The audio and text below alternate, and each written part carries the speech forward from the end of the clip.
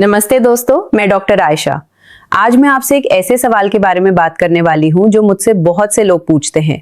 Doctor साहिबा, घुटनों में दर्द रहता है, हड्डियां कमजोर लगती हैं, क्या खाने से कुछ फर्क पड़ सकता है? और मेरा जवाब हमेशा ये रहता है, हाँ, सही न्यूट्रिशन आपकी हड्डियों और जोड़ों की सेहत को सपोर्ट कर सकता है, लेकिन ये किसी बीमारी का इलाज नहीं है। इसलिए आज मैं आपको बताऊंगी कि रिसर्च बेस्ड एविडेंस के अनुसार कौन से फूड्स आपकी बोन और जॉइंट हेल्थ के लिए हेल्पफुल हो सकते हैं। साथ ही ये भी बताऊंगी कि किन सिचुएशंस में आपको तुरंत डॉक्टर से मिलना चाहिए।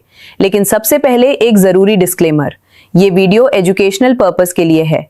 हर व्यक्ति का मेडिकल कंडीशन अलग होता है, इसलिए कोई भी बड़ा डाइटरी चेंज करने से पहले, खासकर अगर आप पहले से कोई मेडिकेशन ले रहे हैं या आपको कोई क्रॉनिक डिजीज है, तो अपने ट्रीटिंग डॉक्टर से जरूर कंसल्ट कीजिए। ये वीडियो किसी भी मेडिकल ट्रीटमेंट की जगह नहीं ले सकता। दोस्तों, मैं अक्सर देखती हूँ कि लोग इंटरनेट पर घुटनों का दर्द 3 दिन में खत्म या हड्डियां फौलाद जैसी मजबूत जैसे वीडियोस देखते हैं, और मुझे ये कहते हुए अफसोस होता है कि ऐसा कोई मैजिकल सोल्यूशन नहीं है। बोन और जॉइंट हेल्थ एक लॉन्ग टर्म प्रोसेस है। ये आपकी ओवरऑल लाइफस्टाइल, न्यूट्रिशन, जेनेटिक्स और एज सब कुछ मिलकर तय करते हैं। वर्ल्ड हेल्थ ऑर्गेनाइजेशन के अनुसार दुनिया भर में लगभग 50 करोड़ लोग ऑस्टियोआर्थराइटिस से प्रभावित हैं। ये एक ऐसी कंडीशन है जिसमें जोड़ों के बीच का कार्टिलेज धीरे धीरे घिसने लगता है, और ऑस्टियोपोरोसिस यानी हड्डियों का कमजोर होना, ये भी एक बहुत कॉमन प्रॉब्लम है, खासकर 50 की उम्र के बाद, और महिलाओं में ये ज्यादा देखने को मिलता है। तो क्या हम कुछ कर ही नहीं सकते? बिल्कुल कर सकते हैं, लेकिन रियलिस्टिक एक्सपेक्टेशंस के साथ। सही न्यूट्रिशन आपकी हड्डियों को वो बिल्डिंग ब्लॉक्स दे सकता है जो उन्हें चाहिए। ये इन्फ्लेमेशन को कम करने में मदद कर सकता है, और ये कार्टिलेज हेल्थ को सपोर्ट कर सकता है। लेकिन अगर आपको किसी सीरियस मेडिकल कंडीशन का डायग्नोसिस हो चुका है, तो सिर्फ खाने से वो ठीक नहीं होगी। उसके लिए प्रॉपर मेडिकल ट्रीटमेंट जरूरी है। चलिए पहले थोड़ा ये समझते हैं कि हमारी हड्डियों और जोड़ों को एक्चुअली चाहिए क्या। हड्डियों के लिए 3 मेन न्यूट्रिएंट्स बहुत इंपॉर्टेंट हैं। पहला, कैल्शियम। ये हड्डियों का मेन स्ट्रक्चरल कंपोनेंट है। नेशनल ऑस्टियोपोरोसिस फाउंडेशन के अनुसार अडल्ट्स को डेली लगभग 1000 से 1200 मिलीग्राम कैल्शियम चाहिए। दूसरा, विटामिन डी। बिना विटामिन डी के आपका शरीर कैल्शियम को एब्जॉर्ब ही नहीं कर पाता। तो कैल्शियम तो आप खा रहे हैं, लेकिन अगर विटामिन डी नहीं है तो वो फायदा नहीं करेगा। तीसरा, प्रोटीन। हड्डियों का लगभग 50% स्ट्रक्चर प्रोटीन से बना है, स्पेसिफिकली कोलेजन प्रोटीन से। इसलिए एडिक्वेट प्रोटीन इंटेक भी बहुत जरूरी है। अब बात करते हैं जॉइंट्स की। जॉइंट्स यानी जोड़ों की हेल्थ के लिए कुछ और चीजें भी इंपॉर्टेंट हैं। ओमेगा 3 फैटी एसिड्स, ये इन्फ्लेमेशन को कम करने में मदद कर सकते हैं। विटामिन सी, ये कोलेजन प्रोडक्शन के लिए जरूरी है, जो कार्टिलेज का एक मेजर कंपोनेंट है। एंटीऑक्सीडेंट्स, ये ऑक्सीडेटिव स्ट्रेस को कम करते हैं, जो जॉइंट डैमेज में कंट्रीब्यूट कर सकता है। तो अब जब हम ये समझ गए हैं कि चाहिए क्या, तो चलिए देखते हैं कि ये सब हमें किन फूड से मिल सकता है। फूड कैटेगरी 1, डेयरी प्रोडक्ट्स, दूध और दूध से बनी चीजें। दोस्तों, मैं जानती हूं कि आजकल बहुत से लोग कहते हैं कि डेयरी खराब है, लेकिन साइंटिफिक एविडेंस ये बताता है कि अगर आपको लैक्टोज इंटॉलरेंस नहीं है, तो डेयरी प्रोडक्ट्स कैल्शियम का एक बहुत अच्छा और इजीली अवेलेबल सोर्स हैं। दूध, एक ग्लास लगभग 240 मिलीलीटर दूध में लगभग 300 मिलीग्राम कैल्शियम होता है। साथ ही दूध में प्रोटीन भी होता है, और अक्सर फोर्टिफाइड मिल्क में विटामिन डी भी ऐड किया जाता है। दही, दही में कैल्शियम के साथ साथ प्रोबायोटिक्स भी होते हैं, जो गट हेल्थ के लिए अच्छे माने जाते हैं, और एक हेल्दी गट बेहतर न्यूट्रिएंट एब्जॉर्प्शन में मदद करता है। पनीर, ये प्रोटीन और कैल्शियम दोनों का अच्छा सोर्स है। लेकिन कुछ इंपॉर्टेंट पॉइंट्स, अगर आपको लैक्टोज इंटॉलरेंस है, तो आप लैक्टोज फ्री मिल्क या फर्मेंटेड डेयरी प्रोडक्ट्स जैसे दही ट्राई कर सकते हैं, जो डाइजेस्ट करने में आसान होते हैं। अगर आप वीगन हैं या डेयरी नहीं ले सकते, तो फोर्टिफाइड प्लांट बेस्ड मिल्क जैसे सोया मिल्क या आलमंड मिल्क, जो कैल्शियम से फोर्टिफाइड हो, एक ऑप्शन हो सकते हैं। Food category 2, leafy green vegetables, हरी पत्तेदार सब्जियां। पालक, मेथी, बथुआ, सरसों का साग, ये सभी बेहद न्यूट्रिशियस माने जाते हैं। कैल्शियम, जी हाँ, ग्रीन लीफी वेजिटेबल्स में भी कैल्शियम होता है। हालांकि पालक में ऑक्सलेट्स होते हैं, जो कैल्शियम एब्जॉर्प्शन को थोड़ा कम कर सकते हैं, लेकिन फिर भी ये ओवरऑल न्यूट्रिशन के लिए बहुत अच्छी है। विटामिन के, ये बहुत इंपॉर्टेंट है।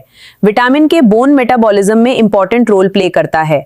American journal of clinical nutrition में पब्लिश्ड स्टडीज बताती हैं कि एडिक्वेट विटामिन के इनटेक बेटर बोन हेल्थ से एसोसिएटेड है। एंटीऑक्सीडेंट्स, इनमें विटामिन सी, विटामिन ई और अन्य एंटीऑक्सीडेंट्स होते हैं जो ओवरऑल हेल्थ के लिए अच्छे हैं। लेकिन एक जरूरी वार्निंग, अगर आप ब्लड थिनिंग मेडिकेशन जैसे वॉरफेरिन ले रहे हैं तो विटामिन के रिच फूड्स के कंजम्पशन के बारे में अपने डॉक्टर से जरूर बात करें, क्योंकि विटामिन के ब्लड क्लॉटिंग को अफेक्ट करता है। फूड कैटेगरी 3, फैटी फिश, तैलीय मछली, सैल्मन, मैकरल, सार्डीन्स, ये सभी ओमेगा 3 फैटी एसिड्स का एक्सीलेंट सोर्स माने जाते हैं। ओमेगा 3 और इन्फ्लेमेशन, मल्टीपल रिसर्च स्टडीज जिनमें से कुछ अर्थराइटिस एंड रूमेटोलॉजी जर्नल में पब्लिश्ड हुई हैं, सजेस्ट करती हैं कि omega 3 fatty acids inflammatory markers को कम कर सकते हैं और जॉइंट पेन और स्टिफनेस में कुछ राहत दे सकते हैं। Vitamin D, fatty fish natural vitamin D का भी एक रेयर फूड सोर्स है। ज्यादातर फूड्स में नेचुरली विटामिन डी नहीं होता, लेकिन फैटी फिश में होता है। अगर आप वेजिटेरियन हैं तो क्या करें? आप प्लांट बेस्ड ओमेगा 3 सोर्सेज ले सकते हैं, जैसे अलसी के बीज, चिया सीड्स, अखरोट। लेकिन यहाँ एक बात समझनी जरूरी है, प्लांट बेस्ड ओमेगा 3 और फिश बेस्ड ओमेगा 3 सेम नहीं है। शरीर ALA को EPA और DHA में कन्वर्ट कर सकता है, लेकिन ये कन्वर्जन बहुत लिमिटेड होता है। इसलिए अगर आप वेजिटेरियन हैं और ओमेगा 3 के लिए सप्लीमेंट लेना चाहते हैं तो एल्गे बेस्ड ओमेगा 3 सप्लीमेंट्स एक ऑप्शन हो सकते हैं। लेकिन कोई भी सप्लीमेंट लेने से पहले अपने डॉक्टर से कंसल्ट जरूर करें। Food category 4, nuts and seeds, बादाम कैल्शियम, मैग्नीशियम और प्रोटीन का अच्छा सोर्स हैं। मैग्नीशियम बोन हेल्थ के लिए इसलिए जरूरी है क्योंकि ये कैल्शियम के साथ मिलकर बोन मिनरलाइजेशन में मदद करता है। तिल के बीज, बहुत कम लोग जानते हैं कि तिल कैल्शियम का बहुत अच्छा सोर्स है। सिर्फ 1 टेबलस्पून तिल में लगभग 88 मिलीग्राम कैल्शियम हो सकता है। आप इसे खाने में डाल सकते हैं या तिल की चटनी बना सकते हैं। अखरोट, ओमेगा 3 ALA का प्लांट बेस्ड सोर्स। चिया और अलसी के बीज, ओमेगा 3, फाइबर और कुछ मिनरल्स का सोर्स। कंजम्पशन टिप, नट्स और सीड्स हेल्दी हैं लेकिन कैलोरी डेंस भी हैं, तो पोर्शन कंट्रोल इंपॉर्टेंट है, खासकर अगर आप वेट मैनेजमेंट कर रहे हैं। Food category 5, eggs. Eggs protein और विटामिन डी का अच्छा सोर्स हैं। स्पेसिफिकली एग योक्स में विटामिन डी होता है। इंडिया में विटामिन डी डेफिशिएंसी बहुत कॉमन है। Indian journal of endocrinology and metabolism में पब्लिश स्टडीज के अनुसार इंडियन पॉपुलेशन में विटामिन डी डेफिशिएंसी की प्रिवेलेंस बहुत हाई है, तो एग्स आपकी डाइट में विटामिन डी कंट्रीब्यूट कर सकते हैं। लेकिन याद रखिए, एग्स अकेले आपकी पूरी विटामिन डी रिक्वायरमेंट फुलफिल नहीं करेंगे। सनलाइट एक्सपोजर सबसे इंपॉर्टेंट नेचुरल सोर्स है, और अगर आपको डेफिशिएंसी है तो डॉक्टर की सलाह से सप्लीमेंट्स भी जरूरी हो सकते हैं। Food category 6, vitamin C rich foods. संतरा, आंवला, अमरूद, नींबू विटामिन सी कोलेजन सिंथेसिस के लिए एसेंशियल हैं, और कोलेजन हमारे कार्टिलेज और बोन्स का एक क्रिटिकल कंपोनेंट है। Journal of bone and mineral research में पब्लिश्ड एक स्टडी बताती है कि adequate vitamin C intake bone health के लिए बेनिफिशियल है। आंवला, स्पेसिफिकली आंवला विटामिन सी का पावर हाउस माना जाता है। इसमें सिट्रस फ्रूट से कहीं ज्यादा विटामिन सी हो सकता है। आप आंवले का जूस ले सकते हैं, मुरब्बा खा सकते हैं या सूखे आंवले को स्नैक के रूप में ले सकते हैं। फूड कैटेगरी 7, टर्मरिक, हल्दी, भारतीय खाने का अभिन्न हिस्सा है, और अच्छी बात यह है कि रिसर्च भी इसके एंटी इन्फ्लेमेटरी प्रॉपर्टीज को सपोर्ट करती है। हल्दी में करक्यूमिन नाम का कंपाउंड होता है जो एंटी इन्फ्लेमेटरी माना जाता है। जर्नल ऑफ मेडिसिनल फूड में पब्लिश हुई एक स्टडी के अनुसार करक्यूमिन सप्लीमेंटेशन ऑस्टियोआर्थराइटिस के सिम्टम्स को कम करने में हेल्पफुल हो सकता है। लेकिन कुछ important facts. 1, curcumin content. Regular हल्दी में करक्यूमिन की मात्रा केवल 2 से 3% होती है। 2, एब्जॉर्प्शन इश्यू। करक्यूमिन का बायो अवेलेबिलिटी यानी एब्जॉर्प्शन बहुत कम होता है। रिसर्च बताती है कि ब्लैक पेपर में मौजूद पाइपरीन करक्यूमिन के एब्जॉर्प्शन को सिग्निफिकेंट अमाउंट तक बढ़ा सकता है। 3, सप्लीमेंट्स।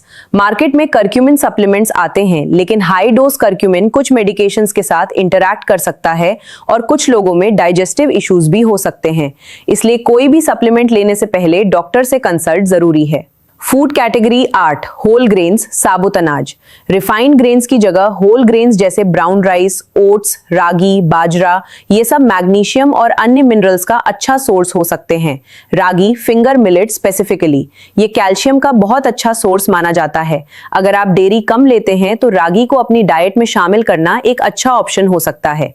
दोस्तों, सिर्फ खाने से काम नहीं चलेगा, कुछ और चीजें भी बहुत जरूरी हैं। एक, सनलाइट एक्सपोजर, धूप लेना। विटामिन डी का सबसे नेचुरल और इफेक्टिव सोर्स सूरज की रोशनी है। जब यूवी रेज आपकी स्किन पर पड़ती हैं तो आपका शरीर विटामिन डी प्रोड्यूस करता है।